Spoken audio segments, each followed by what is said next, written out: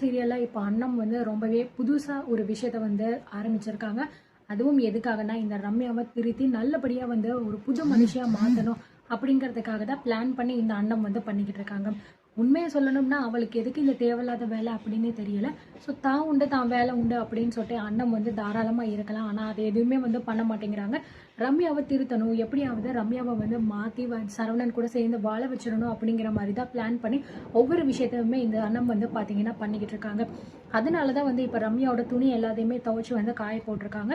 So இந்த விஷயம் எதுவுமே வந்து தெரியாத ரம்யா வந்து சரவணனுக்கு கால் பண்ணி இந்த மாதிரி வீட்டில் என்னோட துணியெல்லாம் நீங்கள் துவைச்சி போட்டிங்களா அப்படிங்கிற மாதிரி வந்து கேட்குறாங்க. ஆனால் சரவணன் இந்த மாதிரி இன்டர்வியூவுக்கு போயிருக்கிற விஷயம் எதுவுமே வந்து ரம்யாவுக்கு தெரியாது. ஸோ அங்கே போயிட்டு எல்லார் முன்னாடியுமே வந்து இப்படி ஒரு விஷயத்த வந்து ரம்யா கேட்டதுனால சரவணனுக்கும் பயங்கரமாக வந்து அசிங்கமாயிருது. அங்கே இருக்கிறவங்க எல்லாருமே பார்த்தீங்கன்னா சரவணனை வந்து ரொம்பவே மட்டமாக வந்து பார்க்குறாங்க. அதெல்லாம் எதுவும் இல்லை மேடம் அப்படிங்கிற மாதிரி வந்து சொல்லும்போது அதுக்கப்புறம் வந்து உடனே வந்து பார்த்தீங்கன்னா இந்த ரம்யா வந்து கட் பண்ணிடுறாங்க ஃபோனை.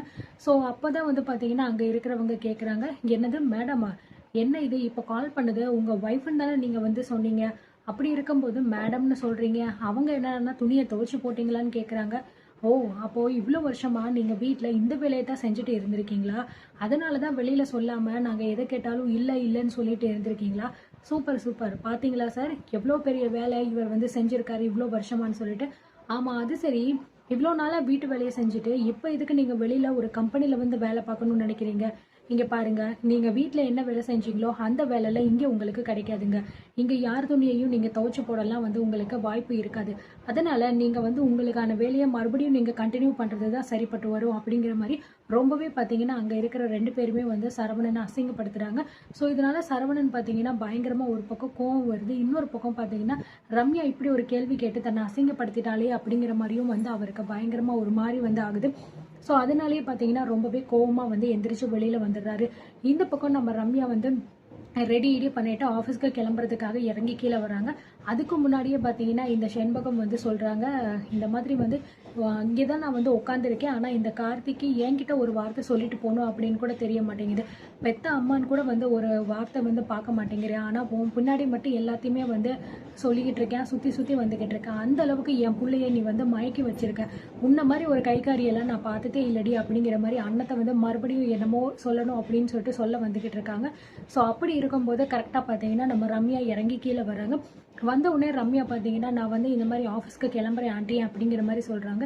சரி தங்கம் அப்படிங்கிற மாதிரி சொல்கிறாங்க. அதுக்கப்புறம் பார்த்தீங்கன்னா மணிக்கிட்ட வந்து அண்ணி என் துணியெல்லாம் நீங்கள் துவைச்சி போட்டிங்களா அப்படிங்கிற மாதிரி வந்து கேட்குறாங்க.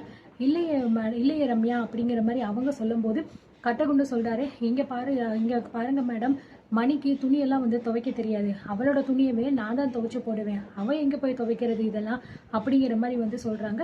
ஸோ செண்பகத்தை பார்த்து ஆண்டி நீங்கள் என் துணியை துவைச்சி போட்டிங்களா அப்படிங்கிற மாதிரி கேட்கும்போது இல்லையே தங்கம், நான் எதுவுமே வந்து பண்ணலையே அப்படிங்கிற மாதிரி அவங்களும் வந்து சொல்கிறாங்க.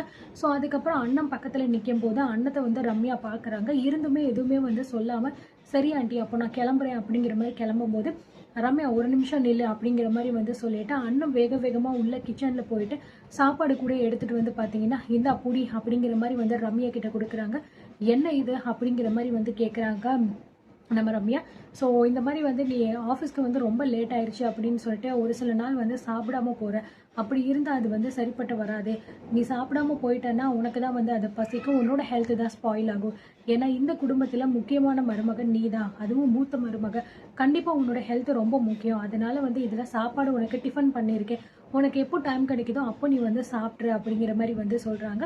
ஸோ உடனே பார்த்தீங்க அப்படின்னா இங்கே மணி சொல்கிறாங்க, எதுக்கு இப்போ வந்து இந்த மாதிரி தேவையில்லாத நடிப்பெல்லாம் வந்து நடிச்சுக்கிட்டு இருக்க அப்படிங்கிற மாதிரி கேட்கும்போது சுடர் வந்து சொல்கிறாங்க, இதில் நடிக்கிறதுக்கு என்ன இருக்குது, அண்ணி நல்ல விஷயத்தை தானே வந்து சொல்லிக்கிட்டு இருக்காங்க, அவங்க பட்னியாக கிடைக்கக்கூடாது அப்படின்னு சொல்லிட்டு தான் வந்து இந்த மாதிரி அண்ணி நல்ல விஷயம் பண்ணுறாங்க, அது கூட உங்களுக்கு தப்பாக தெரியுதா அப்படிங்கிற மாதிரி சொல்லும்போது உடனே மணி பார்த்தீங்க அப்படின்னா இங்கே பாரு சுடர், உனக்கு இதை பற்றிலாம் எதுவும் தெரியாது, பேசாமல் வாயை மூடிட்டு இரு அப்படிங்கிற மாதிரி வந்து சொல்லிடுறாங்க.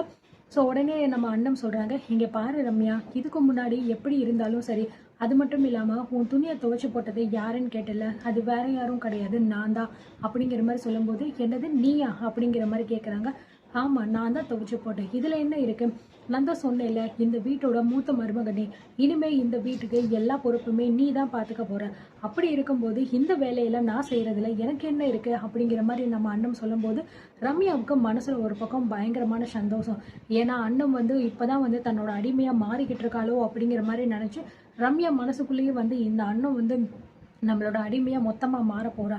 கூடிய சீக்கிரத்துல அவள வந்து ஒட்டு மொத்தமா என் காலுக்கடியில வந்து விழ வைக்கிறேன் அப்படிங்கிற மாரி மனசுக்குள்ள பெருமையா நினைச்சுக்கிறாங்க. ஆனா இது எல்லாமே அண்ணன் பாத்தீங்கன்னா ஒரு பிளானோட தான் பண்ணிக்கிட்டு இருக்காங்க. ஸோ அண்ணன் விரிச்சிருக்கிற வலையில பாத்தீங்கன்னா இன்னும் கொஞ்ச நாள்ல நம்ம ரம்யா வந்து விழ போறாங்க. அப்படி ரம்யா வந்து அதுல மாட்டிக்கிட்டாங்க அப்படின்னா அதுக்கப்புறம் அதுல இருந்து அவ எந்திரிக்கும் போது அவ மனசுல எந்த விதமான வெறுப்பும் பழிவாங்குற இடமும் இல்லாத அளவுக்கு நான் மாத்தி காட்டுவேன். அது என்னோட பொறுப்பு அப்படின்னு நம்ம அண்ணமும் பாத்தீங்கன்னா பயங்கரமான சவால்லாம் வந்து விடுறாங்க. ஸோ அதெல்லாமே இப்போ நான் 2 பேருமே மனசுக்குள்ள பேசிட்டு இந்த உனக்கு ஃப்ரீ டைம் கிடைக்கும் போது நீ சாப்பிட்டுக்கோ அப்படிங்கிற மாதிரி சொல்லிட்டு கொடுத்துட்றாங்க.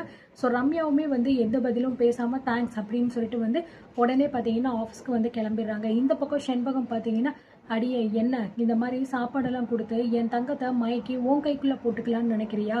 அதுக்கெல்லாம் சரிப்பட்டு வராது. என் தங்கம் என்ன பண்ணாலும் சரி என்ன ஆனாலும் சரி எப்பயுமே எங்க கூட தான் இருப்பா.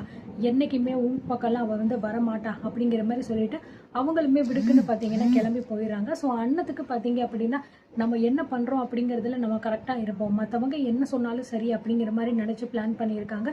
ஸோ கூடிய சீக்கிரத்தில் ரம்யா வந்து உண்மையிலேயே திருந்த போகிறாளா இல்லை பார்த்தீங்கன்னா அண்ணன் வந்து அவளுக்கு அடிமையாக இருந்து ஏதாவது பழி வாங்க போகிறாளா அப்படிங்கிறது தெரியல. பொறுத்து இருந்து பார்க்கலாம். அண்ட் இதை பற்றி உங்களோட கமெண்ட்டை கண்டிப்பாக சொல்லுங்கள்.